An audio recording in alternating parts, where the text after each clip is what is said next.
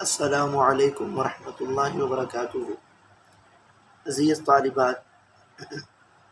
امید ہے آپ خیر و عافیت کے ساتھ ہوں گے۔ اللہ رب العزت سے دعا ہے اللہ تعالی ہمیں دین متین کی خدمت کے لیے قبول فرمائے۔ آج ہم اپنی کتاب تفسیر مصطلح الحدیث کا 9واں سبق پڑھنے جا رہے ہیں، اور آج ہم خبر مقبول کی اقسام میں سے پہلی قسم الصحیح کی جو بحث مصنف نے کی ہے، ان ابحاث کو پڑھتے پڑھتے آج ہم جس بحث سے اپنے سبق کا آغاز کریں گے وہ ہے ما هو المحکوم بصحته مما رواہ الشیخان۔ یہ ہمارے سبق کا آغاز ہے۔ اللہ رب العزت سے دعا ہے اللہ تعالی ہمیں صحیح معنوں میں کتاب کو پڑھنے کی سمجھنے کی توفیق عطا فرمائے۔ اب سبق کا آغاز کرتے ہیں، اپنا صفحہ نکال لیجئے۔ جی، بسم اللہ الرحمن الرحیم۔ ما هو المحکوم بصحته مما رواہ الشیخان۔ امام بخاری اور امام مسلم نے جو روایات بیان کی ہیں ان کی صحت کے حکم کا بیان ہے۔ ما هو المحکوم بصحته مما رواہ الشیخان، امام بخاری و مسلم کی روایت کردہ احادیث کی صحت کا حکم کیا ہے؟ مر بنا ان البخاری و مسلم لم يدخلا في صحیحیہما الا ما صح۔ گزر چکا ہے کہ امام بخاری اور امام مسلم اپنی کتاب صحیح بخاری اور صحیح مسلم میں احادیث صحیحہ کو داخل کرتے ہیں، یا انہوں نے اپنی کتاب صحیح بخاری اور صحیح مسلم میں صرف احادیث صحیحہ کو داخل کیا۔ وَأَنَّ الْأُمَّةَ تَلَقَّتْ كِتَابَيْهِمَا بِالْقُبُولِ، اور امت نے ان کی کتابوں کو تلقی قبول کا شرف بخشا۔ فما هذه الاحاديث المحكوم بصحتها والتي تلقت بها الامة بالقبول، یا ترى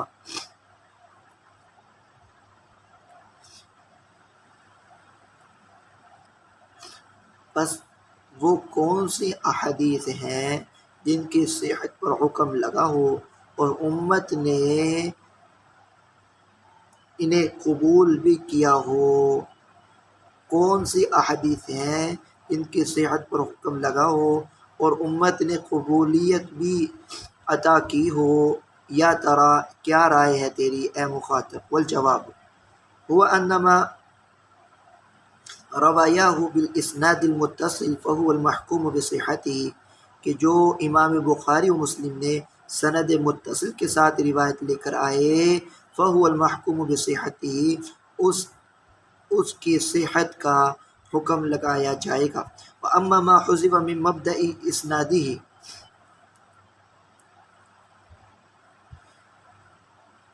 راو او اکثر، اور بہرحال وہ جس کی سند کے آغاز میں ایک راوی یا زیادہ راوی محذوف ہوں، جس کو حدیث معلق کہا جاتا ہے، وہو فی البخاری کثیر، اور یہ صحیح بخاری میں کثرت سے ہے، لیکن یہ جو معلق والا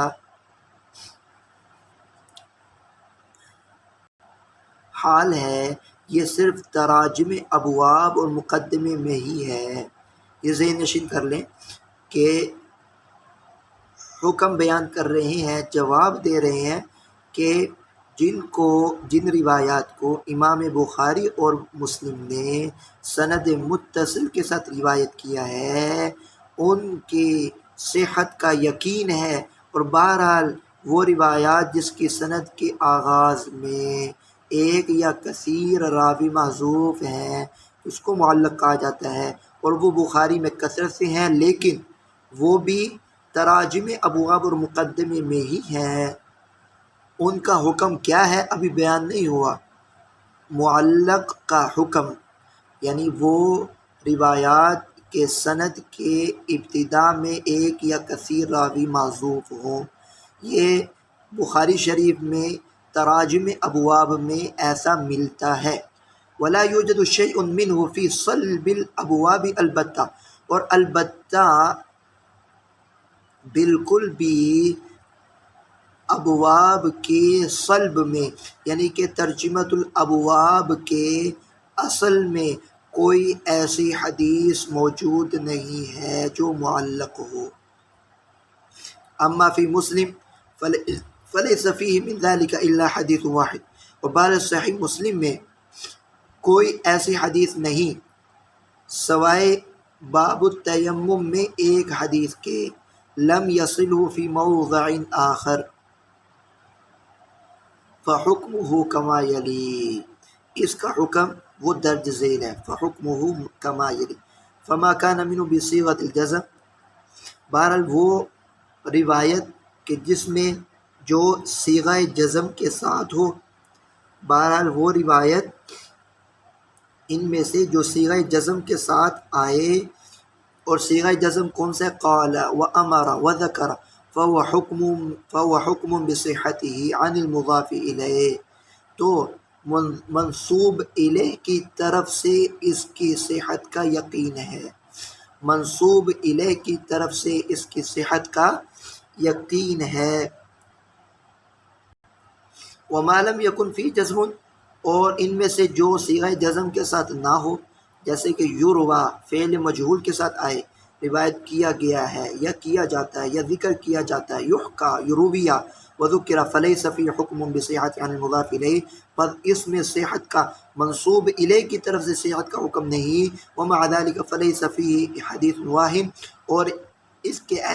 کے ساتھ اس کے باوجود لیس فیہ حدیث واہم، کوئی ایسی حدیث موجود نہیں، لادخالہ فی الکتاب المسمی بالصحیح، کیوں؟ لادخالہ فی الکتاب المسمی بالصحیح، کیونکہ وہ ایسی کتاب میں داخل ہوئی ہے جس کا نام صحیح ہے، یعنی کہ ایسی کوئی روایت، کوئی حدیث نہیں کہ جو معلق ہو اور صیغہ جزم کے ساتھ ذکر نہ ہو، سمجھ آ گئی؟ اور صیغہ جزم کے ساتھ ذکر نہ ہو تو اس میں صحت کا حکم نہیں لگے گا، اور اسی کے بارے میں مصنف فرمائے ایسی کوئی حدیث نہیں، کیوں؟ لادخال فی الکتاب المسمی، اس حدیث کے ایسی کتاب میں داخل ہونے کی وجہ سے جس کا نام صحیح۔ مراتب الصحیح، صحیح کے چند مراتب ہیں، اس کو ذکر کر رہے ہیں۔ مر بنا ان بعض العلماء ذکروا اصح الاسانید عندهم، یہ بھی گزر گیا کہ بعض علماء نے ذکر کیا ہے اصح الاسانید عندهم کہ ان کے نزدیک چند اسانید وہ صحیح ترین ہے، فبناء على ذلك وعلى تمكن باقی شروط صحت يمكن ان يقال، تو اس بنا پر اور باقی صحت کی شرائط کو وجود اور تمکن بخشتے ہوئے ممکن ہے کہ یوں کہا جائے ان للحدیث الصحیح ثلاث مراتب بالنسبة لرجال اسنادی، کہ حدیث صحیح کے 3 مراتب ہیں روات کی طرف نسبت کرتے ہوئے، سند کے روات اور طریق کی طرف نسبت کرتے ہوئے 3 مراتب ہیں، اور وہ مراتب یہ هذه المراتب هي فاعلی مراتبہ، اعلی مراتب سند کا، حدیث صحیح کا سند کے اعتبار سے اعلی مرتبہ ما کان مرویا باسناد من اصح الاسانید، کہ جو روایت جو حدیث مروی ہو اصح الاسانید کی سند سے، کمالک عن نافع عن ابن عمر،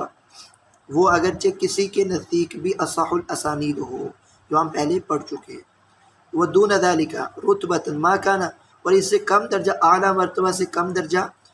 رتبے کے اعتبار سے، ما کان مروی من طریق رجال، کہ جو مروی ہو ایسے روات کے طریق سے، ایسے راویوں کے طریق سے، ہم ادنا من رجال الاسناد الاول، جو اسناد اول کے روات سے کم درجہ رکھتے ہوں،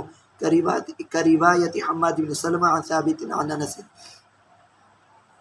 ودون ذلك رتبۃ، اور اس سے کم درجہ ما کان من روایت من تحققت فیہم ادنا ما یصدق علیہ وصف الثقہ، کہ ایسے شخص کی روایت سے مروی ہو کہ جس کے بارے میں ثقہ ہونے کا وصف وہ ادنا درجے کا ہو۔ دوبارہ سنیں، من تحققت فیہم ادنا ما یصدق علی وصف ثقتی، ایسے راویوں کی روایت جو ثقاہت کے ادنا درجے سے موصوف ہو، جیسے کہ روایت سہیل بن ابی صالح عن ابی ہریرہ۔ ويلتحق بهذه التفاصيل تقسيم الأحاديث الصحيح إلى 7 مراتب بالنسبة للكتب المروي فيها الحديث ذلك الحديث۔ ان تفصیل کے ساتھ لاحق ہوتی ہے صحیح حدیث کی تقسیم 7 مراتب کی طرف، ان کتابوں کے اعتبار سے جن میں یہ حدیث مروی ہیں۔ کتب کے اعتبار سے حدیث صحیح کے 7 مراتب ہیں، وہ ہے روات کے اعتبار سے حدیث صحیح کے 3 مراتب ہیں۔ یہاں پر کتب کے اعتبار سے حدیث صحیح کے 7 مراتب ہیں، وہ کتب جن میں یہ روایت صحیح مروی ہے۔ وہذه المراتب، اور یہ 7 مراتب ہیں، متفق علیہ البخاری و مسلم وهو اعلی المراتب، سب سے اعلیٰ مرتبہ یہ ہے کہ جس پر بخاری اور مسلم، جس حدیث پر بخاری اور مسلم نے اتفاق کیا، وہو ما انفرد به البخاری، دوسرا درجہ کہ جس پر صرف تنہا امام بخاری نے اتفاق کیا ہو یا امام بخاری نے تفرد اختیار کیا ہو، تنہا ذکر کیا ہو۔ تیسرا وہ ثم ما انفرد به مسلم، جس میں امام مسلم تنہا ہو، ثم ما كان على شرطهما ولم يخرجه، پھر وہ روایت جو ان دونوں کی شرط پر ہو، ان دونوں کی شرائط پر ہو کہ جس کو امام بخاری مسلم نے نہیں اپنی کتاب میں تخریج کیا۔ ثم ما كان على شرط البخاری ولم يخرجه، پھر وہ جو شرط بخاری پر ہو، ثم ما كان على شرط مسلم ولم يخرجه، چھٹا مرتبہ جو شرط مسلم پر ہو، ثم ما صح عند غیرهما من الائمة، پھر وہ روایت جو ان امام بخاری و مسلم کے علاوہ دیگر ائمہ کے نزدیک صحیح ترین حدیث ہو، جیسے کہ ابن خزیمہ، ابن حبان کے نزدیک مما لا یکن علی شرطهما اعلی او علی شرط واحد منہما، کہ جو روایت بخاری و مسلم کی شرائط پر نہ ہو یا ان میں سے کسی ایک کی شرط پر بھی نہ ہو۔ یہ ہم نے صحیح کے مراتب دیکھ لیے۔ پہلا، سند کے روات کی طرف نسبت کرتے ہوئے حدیث صحیح کے 3 مراتب ہیں، اعلیٰ مرتبہ، اس سے کم مرتبہ اور اس سے کم مرتبہ۔ پھر ہم نے کتب کے اعتبار سے، کتب حدیث صحیحہ کے اعتبار سے حدیث صحیح کے 7 مراتب پڑھے ترتیب سے۔ شرط البخاری، شیخین، شرط الشیخین، شیخین کی شرط، لم یفصح الشیخان عن شرط شرطاه او عیناه زیادۃ علی الشروط المتفق علیہا فی الصحیح، فرما رہے ہیں کہ امام بخاری اور مسلم نے جو صحیح کی شرائط متفق علیہ ہیں اس سے زیادہ کسی شرط کو متعین نہیں کیا اور کسی شرط کو واضح نہیں کیا، لیکن الباحثین من العلماء ظہر لهم من التتبع والاستقراء، کہ جو بحث اور تحقیق کرنے والے ہیں ان کے سامنے یہ بات ظاہر ہوئی ہے تحقیق اور تلاش کے بعد کہ ما ظن کل منہم، ہر ایک نے اپنے مزاج کے مطابق وہ یہ کہا ہے انہ شرطہما او شرط واحد منہما، کہ ان میں سے ہر ایک نے اپنے مزاج کے مطابق یہ کہا ہے کہ ان دونوں، یہ حدیث دونوں کی شرط پر ہے یا ان دونوں میں سے کسی ایک کی شرط پر تھی۔ مطلب یہ ہے کہ امام بخاری اور مسلم نے کسی بھی صحیح کی متفق علیہ شرائط سے زیادہ متفق علیہ شرائط پر کسی شرط کا اضافہ نہیں کیا اور تصریح اور وضاحت نہیں فرمائی، لیکن جو حدیث میں تحقیق اور تفتیش کرنے والے علماء ہیں انہوں نے تحقیق اور تلاش کے بعد یہ بات اپنے مزاج کے مناسب معلوم کی کہ وہ یہ کہہ دیتے ہیں کہ یہ حدیث فلاں کی شرط، دونوں کی شرائط پر پوری اترتی ہے، یا ان دونوں میں سے کسی ایک کی شرط پر ہے۔ وَأَحْسَنُ مَا قِيلَ فِي ذَلِكَ، اس بارے میں جو سب سے بہتر بات جو کہی گئی وہ یہ ہے أَنَّ الْمُرَادَ بِشَرْطِ الشَّيْخَيْنِ أَوْ أَحَدِهِمَا، کہ شیخین کی شرط اور احدیمہ ان دونوں میں سے کسی ایک کی شرط سے مراد یہ ہوتا ہے ان یکون الحدیث مرویا من طریق رجال کتابین او احدیمہ، یہ مراد لینا درست ہے۔ یہ جو کہا جاتا ہے کہ شیخین کی شرط پر ہے یہ روایت، اس کا مطلب یہ ہوتا ہے کہ یہ حدیث ان دونوں صحیح بخاری اور صحیح مسلم کے کتابوں، ان دونوں کتابوں کے روات کے طریق سے مروی ہے، ان دونوں کتابوں کے راویوں کے سند سے یہ روایت مروی ہے، ان دونوں میں سے کسی ایک یا دونوں کے روات کے طریق سے مروی ہے، مع مراعات الکیفیت التي التزم شیخان، ان کیفیت کی رعایت کرتے ہوئے جس کا شیخین نے التزام کیا ان سے روایت لینے کے حوالے سے، یعنی کہ روات سے روایت لینے کے حوالے سے جن شرائط کا التزام شیخین نے کیا ان کی رعایت کرتے ہوئے انہی روات سے، انہی شیوخ سے، ان کے طریق سے روایت لینا، اس کو کہتے ہیں شرط الشیخین او احدیمہ۔ ومعنی قول متفق علیہ، متفق علیہ کا معنی اذا قال علماء الحدیث عن حدیث متفق علیہ فمراد اتفاق الشیخین، اس سے مراد یہ ہوتا ہے کہ امام بخاری و مسلم دونوں نے اتفاق کیا ہے، اے اتفاق الشیخین علی صحتی، مطلب یہ ہے کہ شیخان کا اتفاق ہے اس حدیث کی صحت پر، لا اتفاق الامہ، اس سے مطلب یہ نہیں ہوتا کہ امت کا اتفاق ہے، الا مگر یہ کہ ابن صلاح نے کہا ہے لیکن اتفاق الامہ علی لازم من ذالک وحاصل معه، کہ امت کا اتفاق ہونا یہ اس پر لازم ہے، یعنی کہ شیخین کا اتفاق ہو جانا یہ امت کے اتفاق کو لازم ہے، اور اس سے یہ معنی حاصل ہوتا ہے لاتفاق الامت علی تلقی ما اتفق علیہ بالقبول، اس لیے کہ امت نے اتفاق کیا ہے ان دونوں کی متفق علیہ روایات کو لینے پر، تو اس لیے ابن صلاح نے کہا ہے کہ اتفاق الشیخین متفق علیہ سے مراد اتفاق الامہ ضمن سمجھ میں آتا ہے۔ حل یشترط فی الصحیح ان یکون عزیزا، کہ کیا صحیح میں حدیث کا عزیز ہونا شرط ہے، کہ حدیث عزیز کم سے کم درجے میں اس طریق سند میں، طبقات سند میں دو روات کا ہونا ضروری ہے، کیا ایک راوی اگر کسی زمانے میں ہو تو وہ حدیث صحیح نہیں قرار دی جا سکتی؟ تو اس بارے میں فرمایا کوئی شرط نہیں ہے، حدیث کا صحیح ہونے کے لیے عزیز ہونا شرط نہیں ہے، مطلب یہ کہ عزیز حدیث غریب بھی حدیث صحیح میں شامل ہے اگر اس میں صحت کی شرائط موجود ہیں۔ الصحیح انہ لا یشترط فی الصحیح ان یکون عزیزا، صحیح یہ ہے کہ صحیح میں عزیز ہونے کی کوئی شرط نہیں، بمعنی ان یکون لو اسنادان، اس معنی کے ساتھ کہ اس کی دو سندیں ہوں، عزیز حدیث عزیز کہ اس کے لیے دو اسناد ہوں، لأنہ یوجد فی الصحیحین، لأنه يوجد في الصحيحين وغيرهما أحاديث صحيحة وهي غريبة، اس لیے کہ صحیحین میں یا اس کے علاوہ کتب میں احادیث صحیح ایسی موجود ہیں جو کہ غریب ہیں۔ واشترط بعض العلماء ذلك، اور بعض علماء نے اس کی شرط لگائی ہے جیسے کہ ابو علی الجبائی المعتزلی والحاکم، اور ان کا قول هذا خلاف متفق علی الامہ، ان حضرات کا قول متفق علیہ یعنی کہ امت کے اتفاق کے خلاف ہے۔ تو آج ہمارا خبر مقبول کی جو پہلی قسم الصحیح، اس میں 15 ابحاث تھی، مختلف قسم کی بحثوں پر، مختلف قسم کی موضوع پر بحث کی ہے، وہ ہم نے آج بفضل تعالی مکمل کر لی ہیں۔